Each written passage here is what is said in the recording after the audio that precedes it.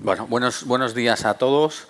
Quería agradecer al Congreso, a este tercer Congreso del Libro Electrónico de Barbastro, que me haya invitado a coordinar esta mesa redonda, que me parece sin ninguna duda una de las más interesantes en cuanto a contenidos y en cuanto a lo que está ocurriendo en el sector editorial en este momento.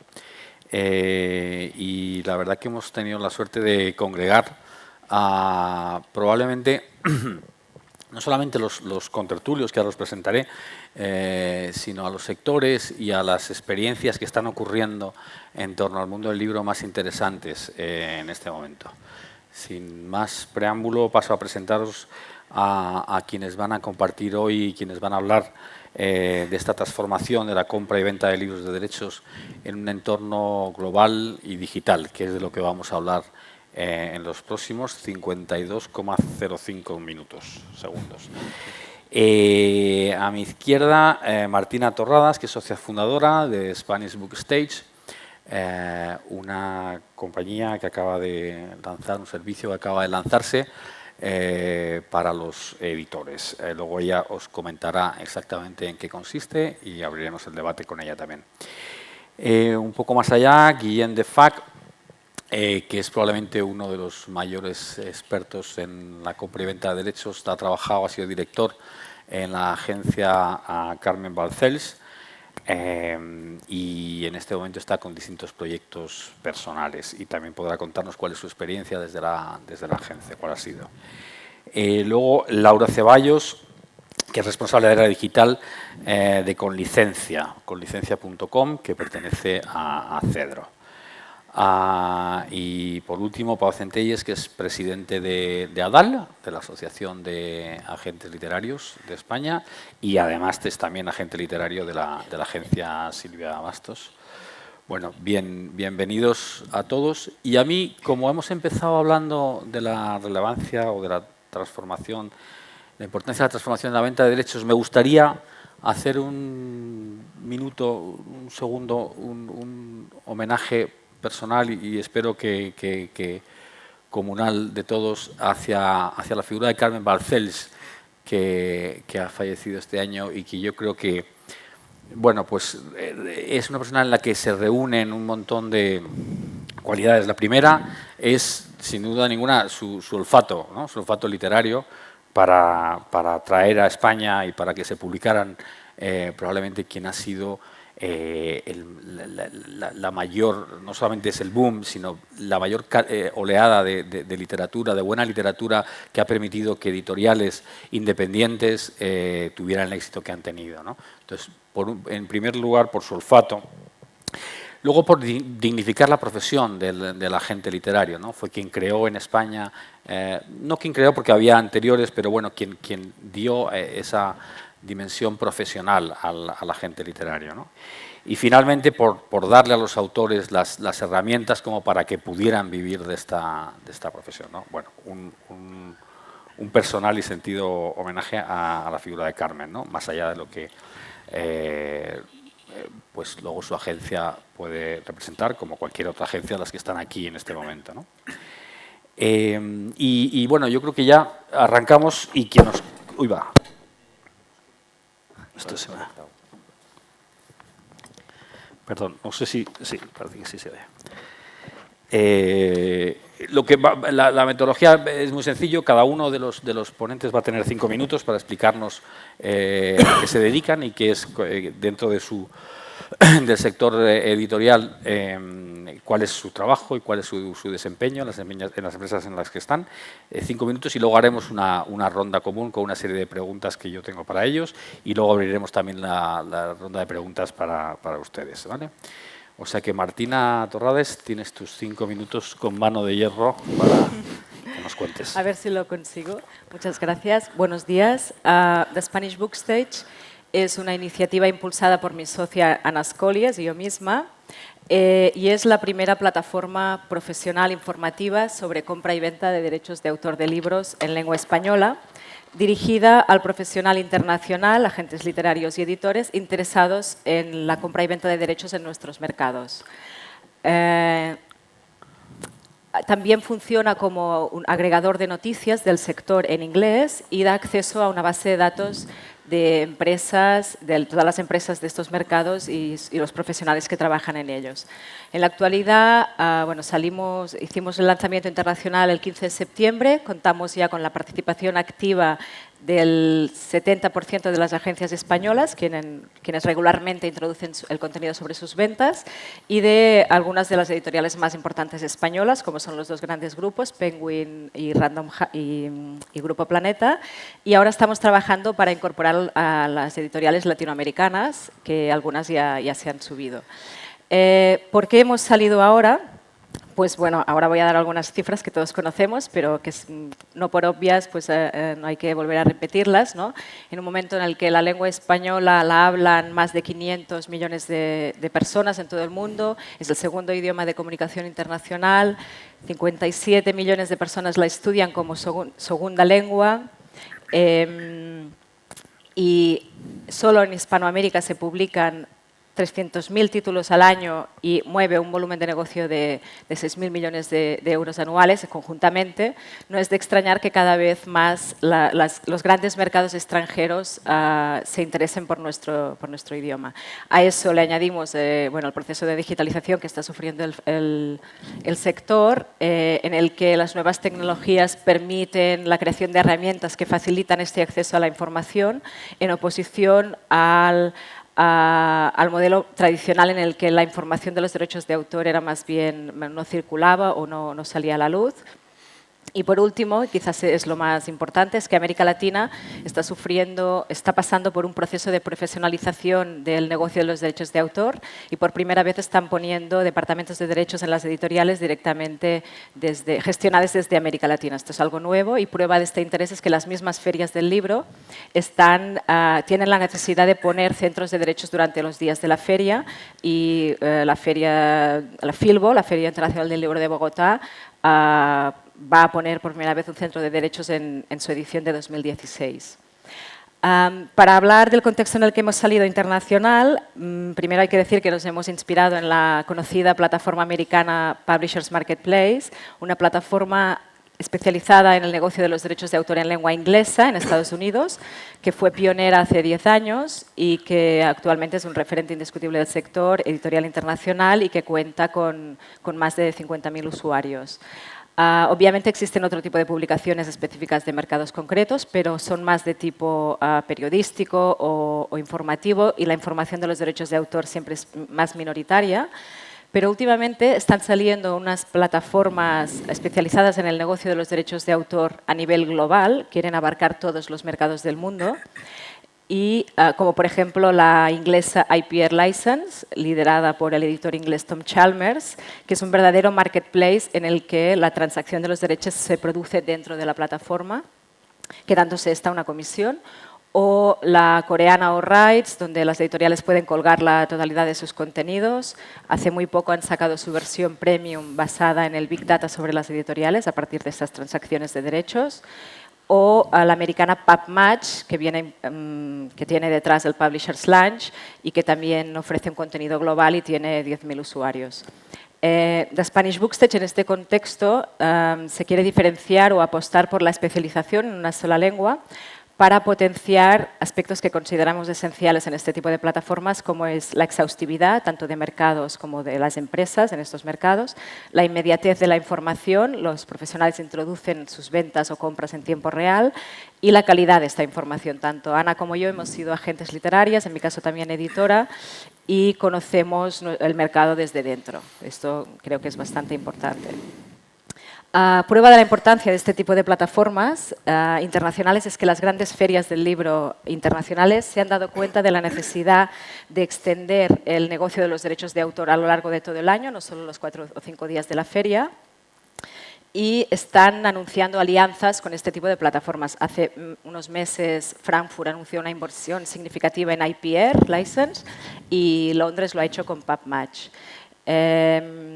Habrá que ver cómo evolucionan estas alianzas, si realmente fomentan la transacción de los derechos y si se convierten en verdaderas extensiones de las ferias del libro tradicionales. Muy bien. Ya está, bueno, Bueno, sí, yo creo que voy está a dejarlo bastante aquí como, porque como primera. bueno, solo quería apuntar. Sí, como primera, es que les tengo amenazados Me con que est- les voy a tratar con Vale, mano de lo dejo hierro aquí a la y hora luego del ya minutaje, ¿no? Sobre continuamos. todo teniendo en cuenta que vamos un poco retrasados. Bueno, por orden de asentamiento, Guillem, explícanos un poco, bueno, cuál es tu visión en este momento, dado que ya no estás en la agencia, pero ¿cuál es tu visión de la situación de la compra y venta de derechos? Está muy enfocado al mundo digital, pero estás abierto a lo que tú tengas que decir durante 5 minutos. Voy a gastar parte de... Bueno, hola y gracias al Congreso por invitarme. Y gracias por, más que invitarme, por mantenerme, porque me invitó cuando era director de la agencia Balsage y no me ha expulsado cuando dejé de serlo. O sea que está bien. Me has puesto a huevo una cosa que realmente es de justicia, que es más en mi parte, ¿no? Es reconocer la labor de Carmen.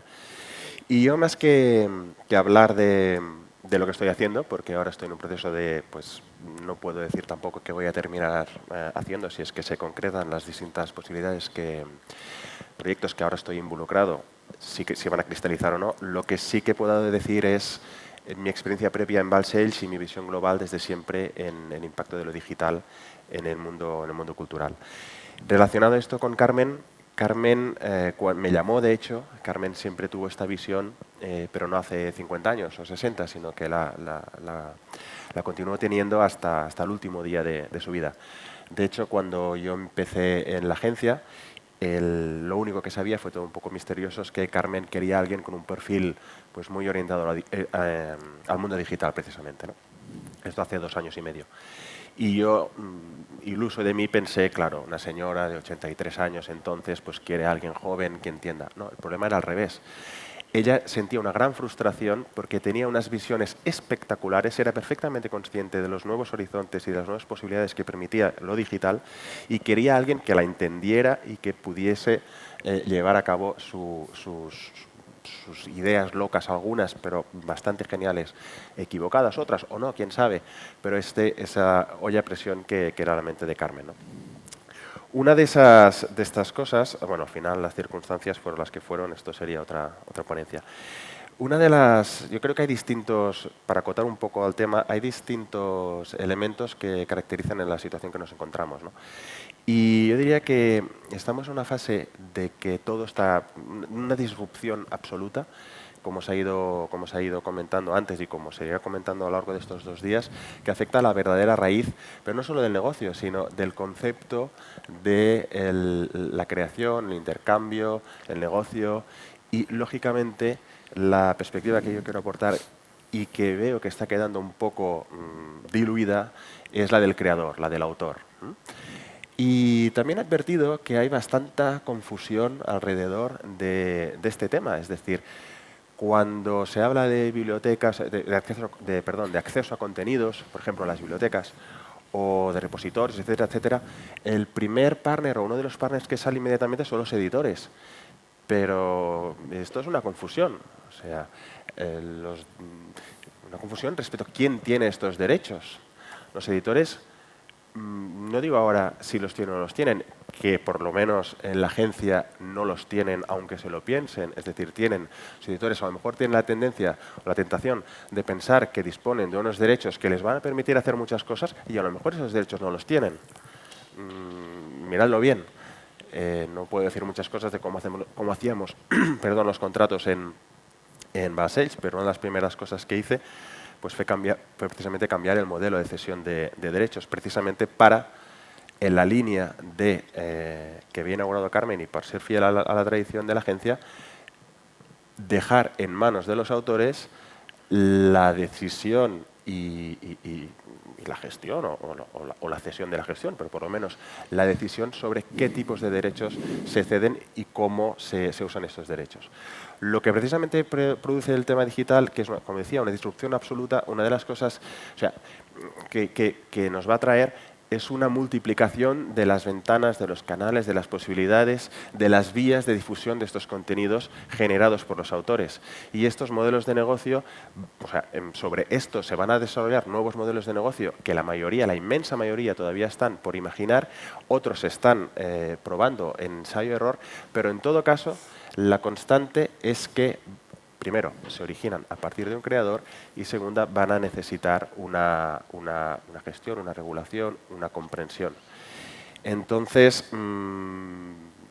esa fragmentación, esta hipersegmentación de los contenidos es algo en que los autores tienen que estar muy atentos. Y el problema es que están en una posición de debilidad extrema, es decir, no tienen el poder, no tienen la interlocución, no tienen los factores aglutinantes que les permitan contraponerse a los lobbies editoriales o los lobbies de las tecnológicas o de las grandes operadoras que lógicamente ya están muy más preparadas para esto. Las agencias literarias pueden tener este papel si entienden esta nueva reformulación del catálogo de servicios que tienen que ofrecer a sus representados. Y en ese sentido de consolidación, por ejemplo, pues Adal es una opción, CEDO puede ser otra. Tengo mis dudas en general, no polemizaremos, pero soy un poco crítico a priori con las entidades de gestión, a priori. Pero en todo caso, esto es lo que quería decir principalmente. La educación, los MOOCs, también los contenidos libres, los contenidos freemium. Hay 1000 escenarios que realmente los autores tienen que estar preparados. Muy bien, pues muchísimas gracias, Guillem, por tu aportación y tu visión ahora desde fuera, con la tranquilidad que da ver las cosas un poco a lo mejor también sin necesidad de defender a una empresa, aunque creo que todos estamos abiertos a que nos cuentes, si quieres, cuáles son tus próximos proyectos. Y damos paso entonces a Laura Ceballos, que probablemente le ha tocado bailar con la más fea, porque las entidades de gestión en este país, y digo en este país porque no es así en todas partes, no tienen exactamente la mejor fama. Entonces, a lo mejor, Laura, con el esfuerzo que lleva haciendo estos 7 años que lleva en Cedro y por la puesta a punto de conlicencia.com, puede desmitificar un poco esa mala fama. Bueno, buenos medios días, hora de comer. Espero no oír muchos estómagos. Yo seré muy breve. Efectivamente, tengo una hermana fea y la tengo que llevar a todos sitios. Yo también soy bastante fea, pero tengo más gracia que ella. Entonces, es difícil. Y la labor dentro de esta disrupción de la que tú has hablado, que es una palabra que no estaba encontrando yo y no sabía cómo comenzar, era que para nosotros desde Cedro, que es donde trabajo yo, una asociación para autores y editores de obra impresa. Obra impresa es como nos denominamos, pero ha quedado también muy obsoleto. Es que en esta disrupción lo que nosotros estamos tratando desde Desarrollo de Negocio es que disrupción sea igual a oportunidades. La labor desde dentro que realizo yo es desde la parte de la digitalización. Está la parte también de ofrecer información, soluciones, facilitar. Entonces, es una labor complicada porque tenemos a un público que no nos quiere escuchar generalmente, que es la población general, mucha desinformación, a nuestros propios socios a los que también tenemos que ayudar, enseñar y convertir Cedro en esa familia donde ellos se tienen que ver representados, ¿no? Yo soy un autor independiente y quiero saber que puedo ir ahí y que van a representar. Igual que puedo ser un editor pequeño y quiero entenderlo. Entonces, parte del camino que estamos recorriendo ahora es ese. Como soluciones, facilitaciones o que estamos intentando crear, es aparte de todos los derechos que se firman y todo el uso y el contenido y todas estas cosas que se hacen, nosotros tenemos otra labor que también es difícil porque se describe en el mundo anglosajón un poco como las migas, ¿no? Pero las migas, muchas juntas, pues son bastantes, que es la vida secundaria de cualquier tipo de obra. que en España en particular tiene un uso fraudulento, no, o sea, es increíble. Entonces, desde Cedro, desde el área de desarrollo de negocio, hemos pivotado casi todos los esfuerzos en desarrollar una plataforma que se llama conlicencia.com, que os invito a visitar, por supuesto, donde se puede realizar la compra de licencias de pago por uso, o sea, eso es de material fragmentado de libros, revistas o periódicos, y donde también se puede utilizar como una vía de información, de evangelización, de explicación de que existe una licencia anual, que es como una tarifa plana, etcétera. Todo esto con un carácter bastante global, porque hemos conseguido, somos ahora mismo la plataforma de habla hispana más grande de la venta de licencias para pago por uso. Hemos cerrado acuerdos con, por ejemplo, nuestros homólogos colombianos, que son CDR, el Centro de Derechos Reprográficos, con CADRA en Argentina. Vamos camino de cerrar con México Cempro y la idea es estar ahí como un facilitador, estar ahí como un proveedor de servicios y poder convertirnos en que esa disrupción sean oportunidades. Todo esto también pasa por crear un cambio a la hora de comunicarnos, de que la gente lo entienda, de que sepan qué recursos tienen, con quién pueden contar, etc. Yo creo que el debate va a ser más interesante, entonces yo no tengo así mucho más que contar. Muchas gracias, Laura, por tu aportación.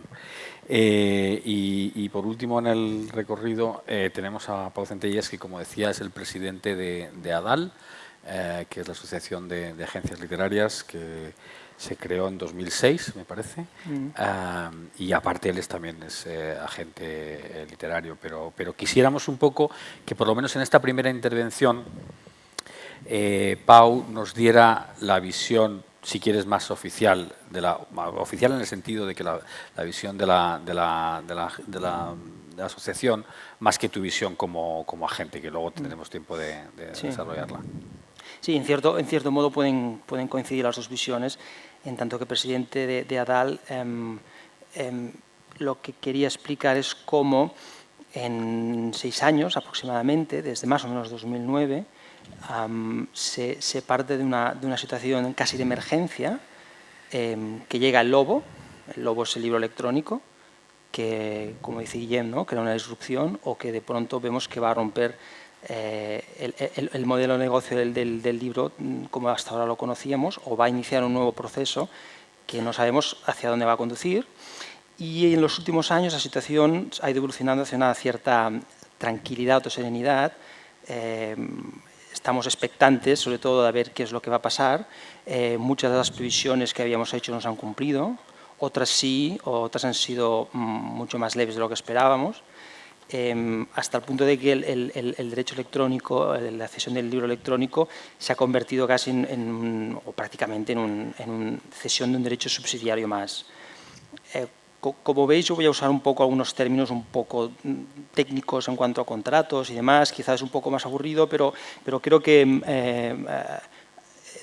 dibuja desde la cocina del mundo editorial cómo se ha recibido y cómo ha evolucionado para nosotros la contratación del derecho electrónico. Empezamos en 2009 aproximadamente desde ADAL consensuando, sin que sea obligatorio para todas las agencias asociadas, pero sí consensuando un modelo de cesión a través de una adenda que cede derechos electrónicos de libros que habían sido cedidos en papel. Y lo tiene que hacer de forma que se adapte a lo que no sabemos qué va a pasar en el mercado, es decir, cómo se va a explotar el libro electrónico, sobre todo cómo va a evolucionar el libro electrónico.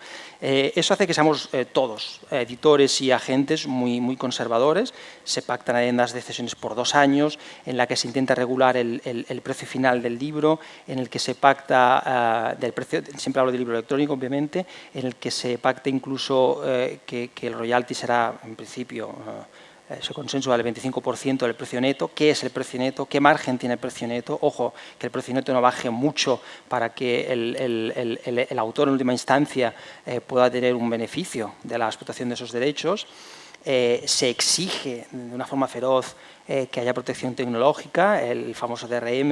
Entonces se creía muy ingenuamente que tecnológicamente se podía combatir a la piratería. lo cual se ha visto que era absurdo. La actividad de Nadal es bastante frenética en cuanto a reuniones entre nosotros, entre los agentes, con los principales grupos editoriales, también con editores. Se hacen incluso cónclaves con los diferentes grupos editoriales que son competencia para tratar de consensuar por lo menos una visión sobre lo que tiene que ser el negocio editorial. Inicialmente los editores, también muchos agentes, no todos, pero muchos agentes, pero sí los editores, vemos que para ellos el libro electrónico es percibido como una amenaza, no como una oportunidad. Es una amenaza sobre un modelo tradicional de explotación del libro. Lo conciben como un canal similar al bolsillo, es decir, tiene que salir 6 meses, 1 año después del libro en tapa dura o rústica. Tiene que tener un precio, y esto en algún momento se menciona textualmente, un precio que no sea inferior al del bolsillo, porque se cree que va a hacerle competencia, sobre todo al bolsillo. Esto hace que la voluntad, y un poco volviendo a lo que decía en la conferencia inicial a Javier Zelaya, de que el editor tiene la culpa, debo decir que muchos agentes también, o sea, asumamos cada uno nuestra responsabilidad, en el sentido de decir, no cedemos derechos electrónicos hasta que no sepamos qué es lo que va a pasar con ellos, qué modelo de negocio se va a definir y cuál va a ser la ventaja, no solo, pero principalmente económica para los autores. Esto hace que todo lo ralentice mucho y que se tengan muchos recelos. El paso del tiempo relaja bastante los ánimos. Vemos que no había para tanto y sobre todo vemos, y seamos honestos, que la cifra, o más o menos oficial, ¿no?, de ese 3% de lectura o de descarga legal del libro electrónico hace que nos demos cuenta de que bueno, podemos relajarnos, no es para tanto, y en todo caso empezamos a firmar contratos o adendas, cuando el contrato original está firmado, sino contratos digitales en el que, pues, de alguna forma un poco como con buena voluntad, decimos en 2 años nos volvemos a ver, hablamos de nuevo, pactamos unas condiciones que si en 2 años el mercado digital evoluciona de la forma que sea o se introducen nuevos agentes, nuevos canales, nuevos formatos de lectura y por tanto de explotación de los derechos, lo ponemos a la mesa y lo volvemos a hablar. Actualmente por contratos se está cediendo. Hay un consenso en lo que es el libro electrónico. Inicialmente también se tenía que decir qué es el libro electrónico, qué no, se cede para streaming, se cede para descargas, se cede para bibliotecas. No, pues una cosa es una cosa y otra es otra. Estábamos, insisto, muy recelosos. Hoy en día al editor normalmente se le cede, se le pide evidentemente un royalty, un recuento de royalties para que sepamos lo que le corresponde al autor, pero se le deja bastante manga ancha en cuanto a política de precios. El ejemplo de Amazon, ¿no?, con sus ofertas flash. No podemos hoy en día, los agentes y los autores lo están entendiendo, algunos incluso se hacen abanderados de esta causa, no podemos controlar siempre un precio mínimo de venta al público. Una vez hemos entendido que no hace competencia al libro en bolsillo, sobre todo. Son canales, son formatos distintos y de momento vemos que la evolución de la lectura en libro digital no ha fagocitado, como se creía, el canal tradicional del libro en papel. Esto hace también que seamos más abiertos a nuevos pactos con los editores. Hoy en día es muy frecuente que pactemos la cesión de libros de derechos electrónicos sin exclusividad. Algo que, una vez más, por usar la palabra de Guillem, es una disrupción en el mercado editorial. Un editor te ocupaba los derechos con las condiciones, solo él y únicamente él. Ahora te vienen editores digitales diciendo, no, a mí la exclusividad me da igual. Eso sí, te pido competencia leal. Es decir, si tú vas a ceder esos derechos a otro editor o quien sea, hombre, pactemos unas condiciones similares, ¿no?, que no sean ventajosas para el otro y para mí sí. Es decir, se introducen nuevos elementos en la gestión de los derechos que hasta ahora, desde luego, ni habíamos pensado que se podían dar, ¿no?, en papel.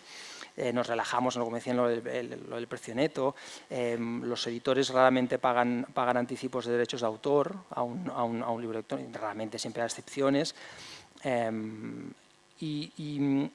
Sobre todo lo que nosotros nos aseguramos desde el punto de vista de los autores es que nada de lo que pueda pasar en la evolución del mercado digital los vaya a excluir de su parte de beneficios, por así decir, ¿no? Del control de los derechos, como decía Guillem, que pueden decidir sí o no a algo nuevo y, por supuesto, si el editor tiene unos derechos que va a explotar, efectivamente que le corresponde al autor su parte, ¿no? Para acabar, como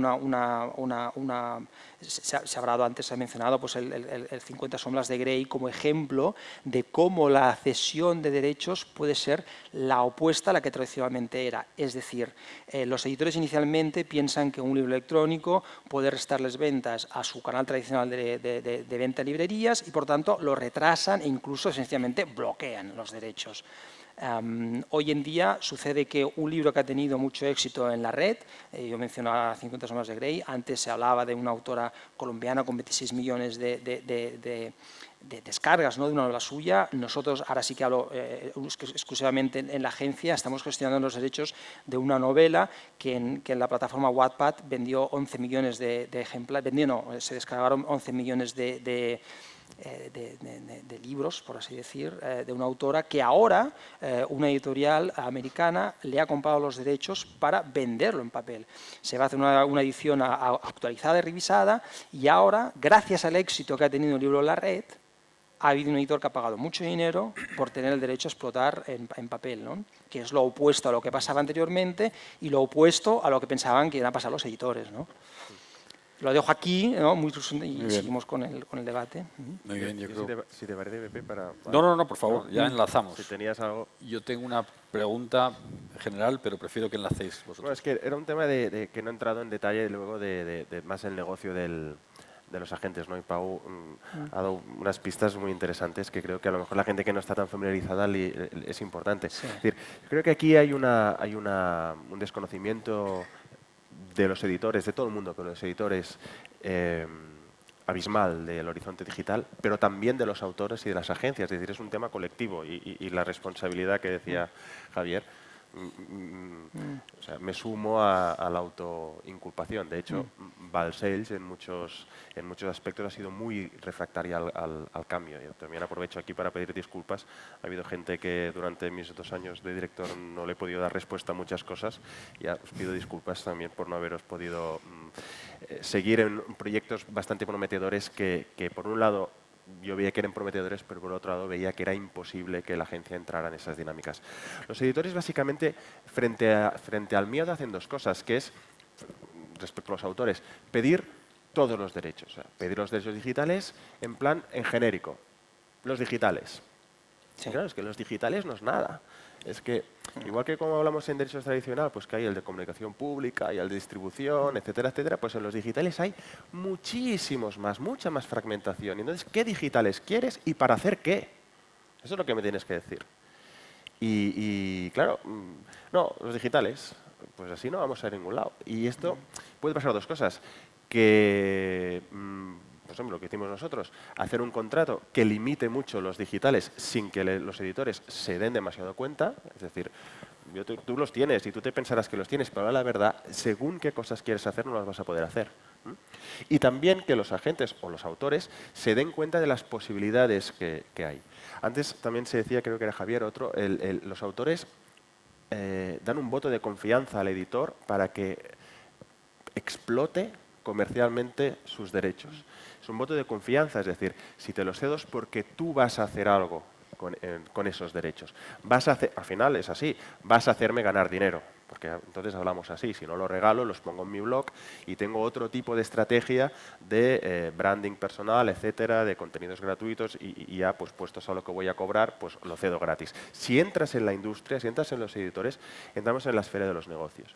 Y aquí es lo que tenemos que tener muy claro, que cuando se cede es porque se cede para hacer algo concreto que nos convence para cederlos.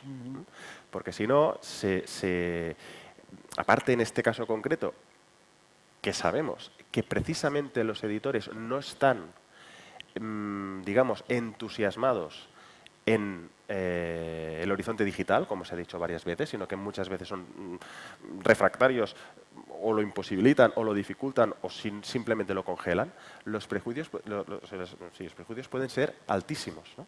para los autores. Entonces, claro, hay una serie de oportunidades de negocio para hacer, que la pregunta es, si no los hacen los editores, o si no los hacéis, hablando de los editores, los va a hacer alguien otro, o sea, los van a hacer otros. Y como los van a hacer otros porque se ve que no los vais a hacer, aparte de abrir una puerta importante, que es un poco paradójica cuando el sector está en crisis, lo que no puede pasar, llevando el agua a mi molino, a nuestro molino, es que el autor sea víctima de este secuestro o de esta inacción, ¿no? Y por tanto creo que también para vosotros dos, ¿no? Las plataformas estas de intercambios y plataformas digitales que tenían que aparecer y era imprescindible que apareciera, pues tanto licencia como vuestro proyecto, que es muy interesante, también responden mucho a un primer estadio de lo digital, que lo que hace es simplificar operativamente, dar publicidad, un procedimiento, digamos, analógico o tradicional. El reto va a ir mucho más allá, ¿no? Es decir, también, aunque solo sea por la multiplicidad de derechos y de transacciones que van a suceder. Claro, interesante lo que planteáis y cómo lo habéis planteado, ¿no? Hoy, durante el día, a mí no me gusta que el debate subiera mucho a un tono demasiado de contratos o demasiado técnico. Pero hoy ya llevamos un par de horas de congreso y ya han surgido, Javier Zelaya ha iniciado esta queja, ¿no? de hasta qué punto los editores no están siendo conscientes de la oportunidad que están perdiendo. Guillem apunta algo que es muy interesante, que es que no solamente lo están perdiendo los editores, sino se la están haciendo perder a los autores. Y a mí me encanta el ejercicio de autoinculpación que estáis haciendo los agentes, pero yo quisiera profundizar un poquito más en ese ejercicio de autoinculpación, no tanto por culparos, sino por tratar de encontrar qué vías de solución habría o qué otros proyectos fuera de nuestra frontera, de nuestro mercado en castellano hay. Porque si es verdad que el editor no está viendo esa oportunidad o no ha sabido aprovecharla, a mí me recuerda mucho al famoso debate antiguo de si el libro de bolsillo debería ir después del trade, que debería ir después de la tapadura. Y los ingleses, yo recuerdo cuando íbamos a Frankfurt, nos decían, ¿pero qué nos estás contando? Lanza todo y cada uno que elija en qué formato quiere leer, ¿no? Esto, yo creo que el debate digital, en otro contexto, es muy similar al sentido de que ¿por qué no dejamos que la gente elija en qué quiere leer, ¿no? ¿Y por qué no dejamos que la gente elija en qué formato quiere leer? Tiene que ver con los editores, como ha quedado aquí constancia durante toda la mañana, pero también tiene que ver con la cesión de derechos por parte de las agencias. Y ahí sí creo que las agencias, bueno, pues, y más allá del ejercicio de inculpación, creo que podríais o deberíais hacer un poco más, ¿no? No sé cómo lo veis. Por ejemplo, han salido algunas líneas aquí de apunte de negocio, por ejemplo, obligando a que determinados derechos se explotan en un tiempo o se pierden esos derechos. Hoy ha hablado aquí, y ya os doy turno, ha hablado aquí una persona, el responsable David, el responsable de 24 Symbols, que soy consciente, 24 Symbols y otras plataformas, en Ubico, en fin, de la dificultad que tienen a la hora de tener las últimas novedades a disposición de los lectores. A disposición de los lectores. No solamente es que ellos quieran hacer negocio, que lo quieren y legítimamente, sino que los lectores quieren leerlo, y quieren leerlo en cualquier formato y en cualquier dispositivo. Entonces, ¿hasta qué punto y hasta dónde podréis vosotros generar medidas coercitivas para que se pusiera a disposición esos derechos? No sé, cualquiera de los... Sí, podríamos, contractualmente podemos forzar a los editores, o podríamos forzarlos a explotar de determinadas maneras el ebook. Es decir, podríamos pedirles cosas concretas, como algo que ahora diré, pero luego, es verdad también lo que dice Guillem, hay una cierta abstracción en cuanto al derecho digital. ¿El derecho digital es para qué? Entonces, nos debatimos entre el cuidado, porque si esto se nos puede ir de las manos, no porque sí, sino porque tenemos que pensar que defendemos los derechos de los autores. Si no se nos puede ir de las manos nada que les perjudique. Pero luego nos encontramos con problemas como que, por ejemplo, Amazon, con un grupo editorial importante, tiene un contencioso en México para la comercialización de los libros, y allí no se encuentran los libros de este grupo editorial. De forma que tú puedes decirles, oye, os obligamos, queremos, no es que os estemos cediendo los derechos digitales, sino que os estamos exigiendo que se comercialicen aquí, aquí, aquí y allá. Pero luego hay un segundo estadio en que los editores negocian con plataformas, agregadores, con tiendas, con cadenas, sus propios contratos y puede ser que no se pongan de acuerdo por las razones que sean. En consecuencia, el perjudicado puede ser ese libro concreto. Se está tendiendo cada vez más, creo, un poco lo que decía antes, a pedir una revisión de las condiciones de la cesión más o menos cada 2 años, pero se está dando bastante margen a los editores. Estamos en una fase de vamos a darles margen para que puedan ellos mover el libro electrónico, puedan abrir mercado, puedan explorar, puedan hacer cosas, pero no estamos en la fase de exigirles todavía. Eso es cierto, pero es que creo que todavía la evolución del negocio, del mercado, de la industria digital, no está en esa fase tampoco. Creo que todavía no está en esa fase.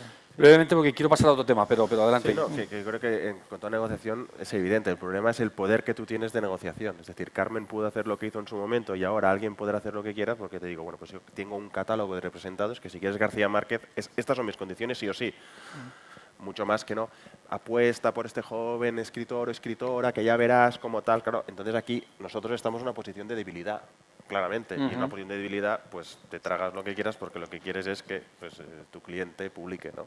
Y más en las traducciones, que todavía estás en más debilidad, todavía gracias que te lo publican, por tanto un editor extranjero, 10 años, joder, 10 años en digital es, 10 años en digital es una barbaridad, pero vas a tener que decir que sí, porque si no te va a poner en riesgo el papel, es decir, en esa transición es complicado y cada uno tiene que medir sus fuerzas y en estos equilibrios es donde se dirime el juego. Por eso decía que el autor es una de las partes de la cadena más débiles en esa configuración de los nuevos equilibrios de poder que se están produciendo. Muy bien, bueno, no sé ustedes, yo me quedo un poco con el sabor de boca de que no acabamos de arrancar en la cesión de esos derechos y en la obligatoriedad que se planteaba desde el principio en el Congreso de que esto no sea una carta así al viento, sino que sea realmente una obligatoriedad. Y me quedo un poco con la sensación de que no hemos sabido pegarle ese mordisco a la manzana. Pero Es que hay miedo, o sea, para una gente, claro, para un autor, no te vas a enfrentar al editor en papel a las primeras, es un poco miedo, o sea... Pau dice, se nos puede ir de las manos. Yo creo que lo que necesitamos es que se nos vaya de las manos. O sea, yo le daría la vuelta un poco al argumento. Yo creo que sería muy bueno que se nos fuera de las manos y que hubiera una exigencia por parte del lector. Y es cierto que sí, porque además como agentes podemos tomar medidas para que si se nos va de las manos sea por un tiempo limitado, por ejemplo, ¿no? Y eso es cierto, en eso sí que se incluyen menciones los contratos de que, oye, esto es así, adelante con todo, pero ven dentro de 2 años o el tiempo que sea y lo volvemos a hablar porque esto no es una carta a los reyes abierta para hacer lo que te dé la gana durante el tiempo que quieras. Es cierto. Hay margen para que se nos vaya de las manos, es cierto. Bueno, yo quería, por cambiar un poco el tema también, veo que hay incluso gente levantando las manos. Bueno, casi, entonces mejor que introducir otro tema, vamos a ir a las preguntas, que a lo mejor serán más interesantes que las mías. Bueno, me llamo Carmen, os conozco prácticamente a todos. ¿De dónde vienes? ¿De cuál es tu relación con el mundo editorial? Bueno, he sido editora, he estado también como agente y digamos que ahora soy letrada, que queda como más bonito y mi aportación va a ser sobre todo desde el punto de vista jurídico. Y es un tirón de orejas precisamente a los agentes, con todo el cariño. Pero es un tirón de orejas. Llevamos 2 horas, 3 horas, 4 horas y ya necesito decirlo porque es algo que se arrastra, que Pau me lo ha escuchado muchas veces también. No podemos generalizar. En España, prácticamente, por no decir, todos los contratos de libros digitales son ilegales. ¿Vale? Por un lado está la Ley de Propiedad Intelectual, que nos da X derechos de distribución, de venta, y luego por otro lado está la comunicación pública, que eso es lo que es un derecho digital. Guillem, comunicación pública puesta a disposición. En modalidad de puesta a disposición. Lo que se ha hecho en este país es copiar el modelo americano, que viene de una legislación que no tiene nada que ver, antes lo explicaba de una manera anecdótica fuera tomando un café. Los americanos no tuvieron romanos, es decir, no tienen derecho romano, es decir, sus códigos civiles no tienen nada que ver con los nuestros. Y la ley de propiedad intelectual arranca del Código Civil. Donde no llega la ley, interpreta el Código Civil. Y por eso todos los contratos están mal. Porque se está metiendo a veces en el mismo contrato de edición en papel, se están metiendo unos royalties inventados por los americanos del 25% de descargas. ¿Por qué el 25%? ¿Por qué no el 15%? ¿Qué pasa? ¿Por qué el traductor, que también es autor y hay que tenerlo en cuenta porque la legislación lo contempla, por qué no cobra o cobra menos entonces el autor si estamos poniendo siempre una tábula de un 25% de los ingresos netos? ¿Dónde queda el papel del traductor ahí? Pues es un tirón de orejas. Yo creo sinceramente, y lo he dicho, que falta un poco de asesoría, reflexión, conocimiento, que una cosa es lo que se hace en Estados Unidos y otra cosa es ver si eso se puede hacer en España, si se puede hacer en México, si se puede hacer en Argentina. Cada país tiene su propia legislación. Cada contrato se firma sometido a un fuero y se interpreta según ese fuero. No podemos generalizar. Y luego, también de una manera provocativa, yo quiero lanzar un elogio al trabajo que está haciendo Cedro y al trabajo que está haciendo con licencia. Y lo hago también desde un punto de vista jurídico. Lo hago también desde un punto de vista jurídico, porque si alguien está consiguiendo sentencias contra la piratería o sentencias de universidades que están utilizando materiales sin consentimiento de autores, son ellos.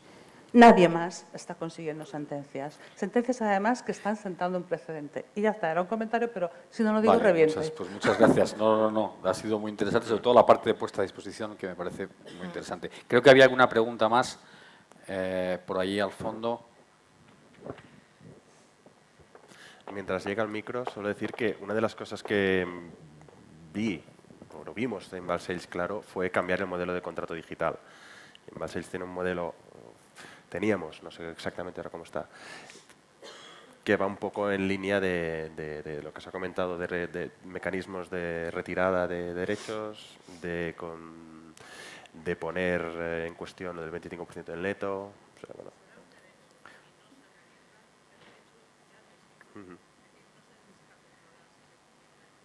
Perdona, pero creo que no te están oyendo. Era para aprovechar una pregunta que me gustaría... Hola. Yo primero de todo, no sé, yo creo que a estas alturas oír hablar tu nombre y Ay, perdón. es por saber un poco... Covadonga Delom, yo tengo una asesoría editorial, ¿no? Un paso antes de lo que es la agencia, por sí. A ver, yo creo que hablar de libro electrónico hoy por hoy como una disrupción o de libro digital, me parece que ya deberíamos tener más interiorizado el concepto, ¿no? Creo que la prueba de ello es que estamos todos aquí. Por otro lado, me planteo, tú hablabas, por ejemplo, Guillem, de qué hablamos cuando hablamos de los digitales. Yo he hecho en falta una actitud mucho más proactiva por parte de pedagogía, de alguna manera también a sus autores, por parte de las agencias. Quiero decir, en un primer momento entiendo que se ha tenido que parar el golpe y que se han tomado una serie de decisiones revisables, pero creo que a la velocidad que evoluciona, que cada vez hay más autores que ya se piensan dos veces el tener un agente porque creen que de alguna manera con la asesoría apropiada pueden trazar una estrategia sobre una determinada carrera, a lo mejor en la autopublicación, en la autoedición. He hecho en falta un poco si hay un desglose de derechos digitales, por qué la agencia en su cambio de contrato o por qué esto no sé cómo decirte, no se mete en el debate, ¿no? El editor parece que está en una jaula de cristal, aterrorizado, no queriendo perder dinero, pero también es cierto que la gente, si tuviese una actitud más proactiva, yo creo que le ofreciese más posibilidades al autor, podría liderar ese cambio, ¿no? O sea, Carmen Balcells lo hizo en un momento dado cuando dijo fin de contratos indefinidos y todo. Yo echo de menos esa actitud, pero con las nuevas cartas. Es decir, creo que los editores tienen que entrar al trapo, que tienen que ser más flexibles, que es cierto que sigue todo el tema de la adicción al papel, pero por otro lado creo que los agentes quizás sea un cambio de funciones o implementarlas, pero me parece que se pierden autores también que representar o bueno, que no avanzamos también porque creo que vosotros tendríais mucho que decir a la hora de diseñar esos contratos, ¿no? Un poco también en colaboración o sea, con la nueva ley, ver cómo se pueden encajar. He hecho un poco en falta esto y me gustaría saber un poco cómo estáis trabajando esto desde la asociación o si os lo planteáis de alguna manera. Un minuto, una pregunta más y luego, porque nos quedan 3 minutos nada más, un minuto, si es una pregunta muy rápida y luego pasamos a que respondan, si os parece. Porque ¿alguien tiene? Sí. Soy Mariana Eguaras y soy consultora editorial y quería retomar una frase que ha dicho Guillem, que también está relacionado con lo que plantea Covadonga, que es lo de los nuevos equilibrios de poder. Estamos hablando de editores, de agentes, pero hay una realidad que es que muchos autores no quieren ceder los derechos de los libros digitales, independientemente de que quieran o no tener un agente. Pero hay muchos autores que incluso están rechazando publicar en papel por el hecho de que no quieren ceder los derechos en digital a una editorial. Pues cómo, sobre todo desde las agencias y frente a las editoriales, ¿cómo gestionáis este punto? Muy bien. Pues cualquiera de los aludidos. Yo por alusiones solo... alusiones, muchas alusiones. No, pero... Parece que no te has ido de Carmen Balcells. ¿El qué, el qué? Que parece que no te has ido de Carmen Sí, Balcells. es un poco... Esto es como toda la vida eres de... No. Precisamente, yo lo he dicho mucho de pasada y no me he querido extender porque si no monopolizaríamos en el futuro del papel de los agentes literarios, ¿no? Dije de pasada una cosa que me refería exactamente a lo que tú decías, que es renovar el catálogo de servicios que los agentes tienen que ofrecer a los autores. Es decir, ¿por qué un autor tiene que tener un agente? Y una de las grandes utilidades que tiene que tener un agente es, primero, formarle, quitarle los miedos, mostrarle los caminos, blindarle frente a los posibles riesgos, hacerle ver las oportunidades. O sea, clarísimamente tiene que ir por aquí. Y hay un denominador común, que esto también creo que hemos dicho en la primera parte, que es la de autocrítica, que es el desconocimiento. Frente al desconocimiento te genera inseguridad, casi miedo, casi que me quede como estoy, casi no hago nada, ¿no? Entonces, esto evidentemente es un tema. Empezando por los propios autores, que hay los súper digitales, los casi nativos digitales, y los tradicionales. En nuestra agencia ese trabajo era muchísimo más complicado por el tipo de catálogo que teníamos, ¿no? Que es más, bueno, ya sabéis, el catálogo de Balcells, era mucho más complicado hacer esta parte de formación. O sea, hay muchísimas grandes figuras, que no voy a decir, que se niegan a ceder derechos digitales y aún no los tenemos digitales por mandato de nuestro cliente. Es decir, tenemos también muchísimas... Vale, nos queda un poquito... No. Yo básicamente, en lo que he expuesto inicialmente, justamente lo que decía es que nos hemos dado cuenta de que es muy difícil, que es lo que inicialmente pensábamos que podíamos hacer, definir cómo va a ser el escenario digital.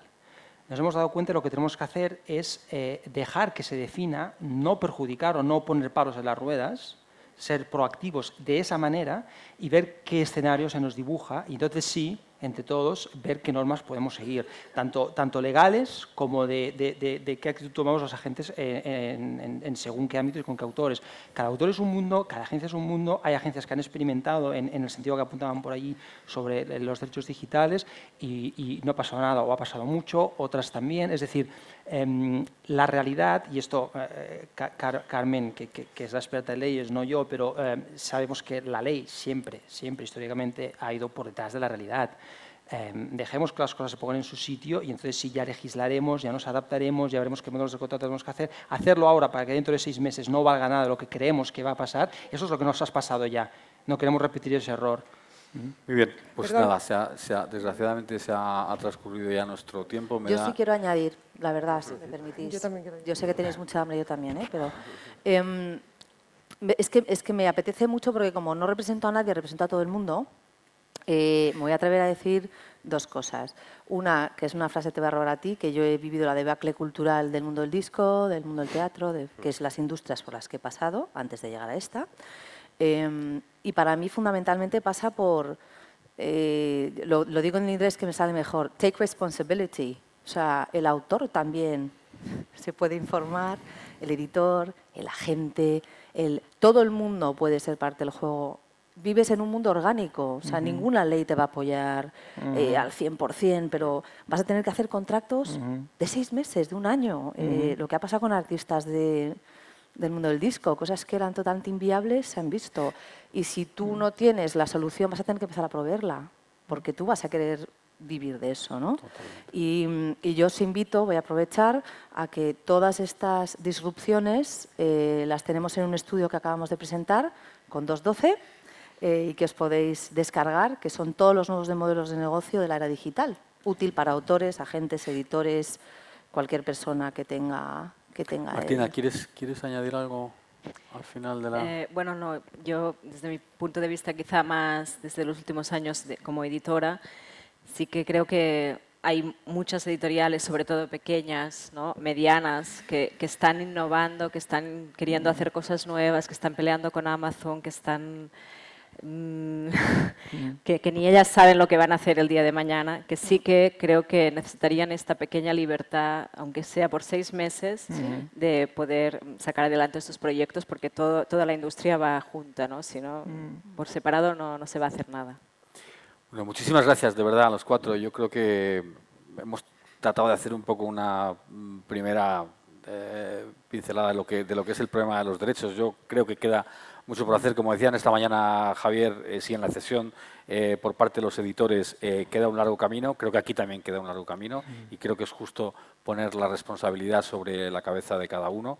Creo que hay oportunidades y creo que hay herramientas que están ayudando a que eso cambie, pero creo también que o nos damos prisa o, como nos ha ocurrido con el mundo de la distribución, vendrá alguien que por de atrás para adelante nos avalanche y nos lleve por delante el tema de los derechos. Muchísimas gracias a todos y que tengáis un buen congreso.